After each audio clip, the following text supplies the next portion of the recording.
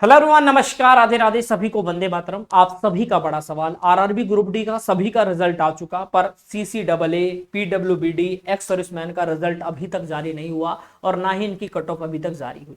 तो इनका रिजल्ट कब तक आएगा, बहुत सारे सवाल है। बहुत सारे लोग कह रहे हैं कि हम प्रोटेस्ट करेंगे, इन लोग के साथ गलत हुआ है, इनका भी आना चाहिए था। तो मैं आपको बता देता हूँ कि मैं इस रेलवे में आरआरबी ग्रुप डी 2019 की जब वैकेंसी थी तब से मैं पढ़ा रहा हूँ। तो मैं आपको एक रियलिटी बता देता हूँ कि बात क्या है, सब चीजें क्या है, तो उस हिसाब से आपको काम भी करना है। तो भाई ये सबसे बड़ा जो मन का सवाल है उसको मैं दूर कर देता हूँ, तो आपके मन में क्या जो गलत फहमी है वो दूर कर देता हूँ। मेरे दोस्त, आरआरबी ग्रुप डी जो स्पेशल कैटेगरी होती है, सीसीडबलए, पीडब्ल्यूबीडी और आपका एक्स सर्विसमैन, इनका रिजल्ट स्टेटस की बात मैं करूं तो पिछली बार 2000 अभी जो 24 वाली परीक्षाएं थी उसकी मैं बात कर लेता हूं, छोटा सा है। उसके बाद इसका स्टेटस पेंडिंग क्यों है, देखो भैया क्या होता है, इनकी आवेदन की जांच होती है सीबीटी के परिमाण। अगर मैं परिमाण की बात करूं, परिणाम की, मेरे भाई अभी आपको पता है कि जितने भी बच्चे सीसीडबलए, पीडब्ल्यूबीडी, एक्स सर्विसमैन, इनको छोड़ दो, यानी जो general category, OBC category, SC और एसटी, इन बच्चों का क्या आ चुका है, इनका तो रिजल्ट आ चुका है, इनकी कट ऑफ भी आउट हो चुकी है। पर इनकी क्यों नहीं हुई, क्योंकि भाई इन बच्चों का जिनकी हम बात कर रहे हैं, इनका सीबीटी जो होता है, जो सीबीटी होता है उसके बाद सीधा इनको डीवी करवाते हैं, डीवी करवाते हैं और उनका फिर आपको ज्वाइनिंग दे दी जाती है। मेरी बात समझ रहे हैं। और जो बाकी बच्चे, उनका अभी कट ऑफ क्यों जारी हुआ है, रिजल्ट जारी हुआ है, क्योंकि इनको अभी पीटी देना है, फिजिकल देना है। और सीसीडबलए, पीडब्ल्यूबीडी, एक्स सर्विसमैन, मतलब अगर मैं बात करूं पीडब्ल्यूबीडी, एक्स सर्विसमैन, ये दो कैटेगरी ऐसी है जिनका पीटी नहीं होता, फिजिकल नहीं होता, ठीक है। जो बच्चे जो लोग ऐसे हैं, आर्मी वगैरह में थे, एक्स सर्विसमैन वगैरह, जो पीडब्ल्यूबीडी में दिव्यांगजन वगैरह होते हैं, इनका फिजिकल नहीं होता, समझ गए ना। तो इसलिए इनका क्या होता है, किसी का 2 दिन बाद, किसी का 4 दिन बाद, किसी का 5 दिन बाद। 2000 जो अभी 24 वाली वैकेंसी थी उसमें लास्ट जो उनका वो आया था, वो भाई पता है कब आया था, सोचो कब आया होगा, सोचो। सॉरी, 2019 वाली वैकेंसी, बताओ कब आया था। जो हाईएस्ट दिन था, एक लास्ट जो बच्चा बच रहा था उसका 26 दिन बाद आया था, आप समझ लो। तो यानी कहने का मतलब है कि 1 महीने का पूरा प्रोसेस होता है इनका। तो अपडेट का जो विषय हमारा रहा है कि रिजल्ट की तारीख क्या होगी, कट ऑफ का विश्लेषण की बात करें तो लक्षित उम्मीदवार जो 44% कोटा यानी एक्ट अप्रेंटिस हो गया, पीडब्ल्यूबीडी, एक्स सर्विसमैन, तो रेलवे जो पॉइंट्समैन, ठीक है, इनकी बारे में अगर मैं बात करूं मेरे भाई, तो समझा देता हूं सारी बातें।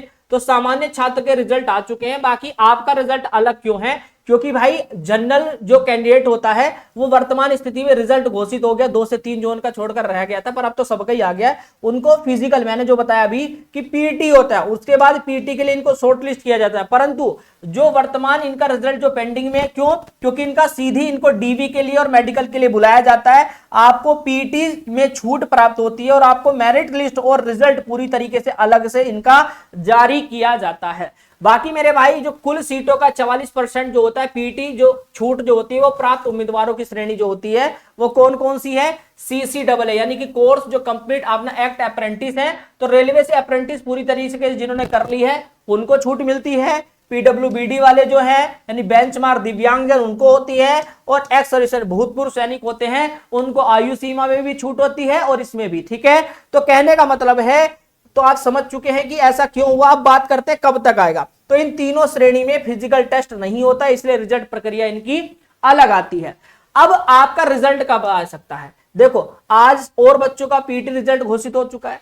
पिछली बार का जो था कि पीटी लिस्ट से 1 हफ्ते बाद स्पेशल लिस्ट आई थी, जिसमें लगभग 7 से 8 दिन का समय लगा था, ठीक है। और लगभग बहुत सारे लोग थे जिनका संभावित 5 से 15 दिन के अंदर भी आया, किसी का 5 दिन बाद, किसी का 10, किसी का 15 दिन के भीतर आया भी था। और इनके जोन पर निर्भर करता है, इनके जोन पर निर्भर करता है। और डे 20 से लेकर 26 यानी हाईएस्ट एक लास्ट बच्चा था जिसका 26 दिन के बाद 26वें दिन आया था। कर रहा हूं जी, अभी आ जाओ। तो पिछली बार कुछ जोन ऐसे थे जो 25-26 दिन भी ले लिए थे। मतलब आप ये समझ लो कि 1 महीने का प्रोसेस है, कम से कम कि 1 महीना लगता ही लगता है। तो निष्कर्ष ये है कि 20 दिनों के अंदर लगभग सारे जोन का रिजल्ट आ जाएगा, बाकी पूरी संभावना है। तो 1 मिनट 1 महीना।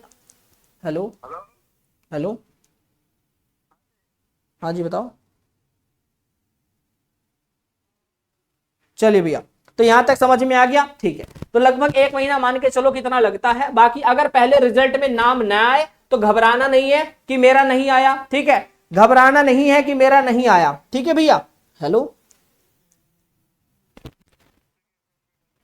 ठीक है, मैं अभी कर रहा हूं, ठीक।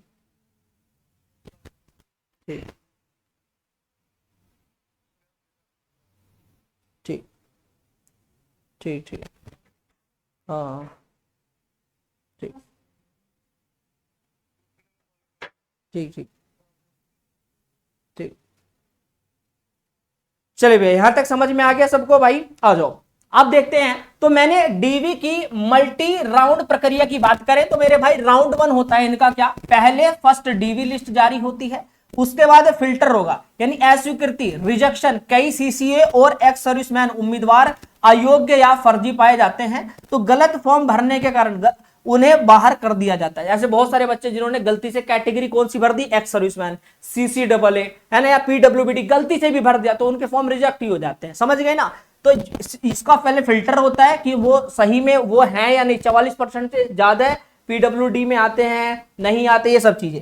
फिर उसके बाद इनका राउंड 2, राउंड 3, राउंड 4 होता है जिसमें 44% कोटा पूरा करने के लिए रेलवे ने सेकंड अपना या थर्ड और फोर्थ अपना डीवी लिस्ट ये निकालता है। और उसके बाद क्या होता है, इंसिस्ट बॉक्स यानी जो उम्मीदवार योग्य हैं उनके लिए सेकंड और थर्ड लिस्ट में चयन के अवसर बन रहे हैं। साथ ही साथ मेरे भाई कट ऑफ का यथार्थ, झूठी उम्मीदों से बचे और वास्तविकता को स्वीकार करें। मतलब यह है कि जनरल की कट ऑफ जो है उम्मीद 2 से 3 मार्क्स अधिक इनकी गई रहेगी, ठीक है। साथ ही साथ सलाह इनके लिए यह है कि यदि मार्क्स बहुत कम है तो झूठी उम्मीद में ना रहें, इसे स्वीकार करें और अपने अगले एग्जाम को तैयार करें।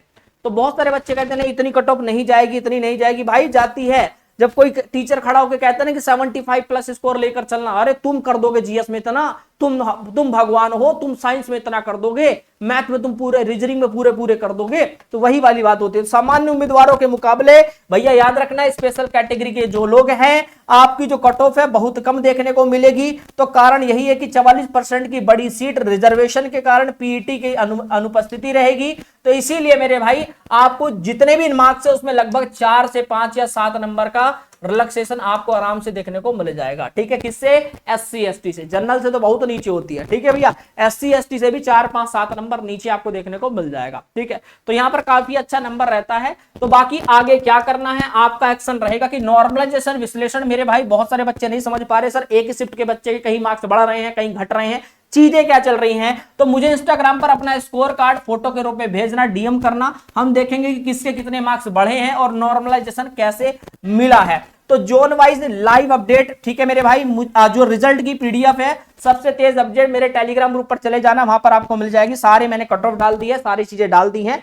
बाकी कल का लाइव सेशन आपका तैयार रहेगा आप लोगों के लिए। पूरा जो आने वाले ग्रुप डी वाले बच्चे हैं उनका पूरा बैच हम लोग ने स्टार्ट कर दिया है, जिसमें हम लोग दोपहर 12 बजे से पूरा बैच स्टार्ट कर रहे हैं। तो भैया आप लोग कल दोपहर 12 बजे आना मत भूलना। पूरा फ्री बैच है जिसमें आपके एग्जाम से पहले पूरी तैयारी हम लोग कवर करा रहे हैं। तो आप लोग घबराना नहीं, सब लोग मुझे इंस्टाग्राम पर मैसेज कर देना, फॉलो करना पहले रीजनिंग बाय विकास सर को, और यहीं पर अपना मैसेज डाल देना कि विकास भैया ऐसी ऐसी बात है। तो आज के लिए इतना ही रखते हैं, तब तक के लिए नमस्कार, जय हिंद, जय भारत, वंदे मातरम।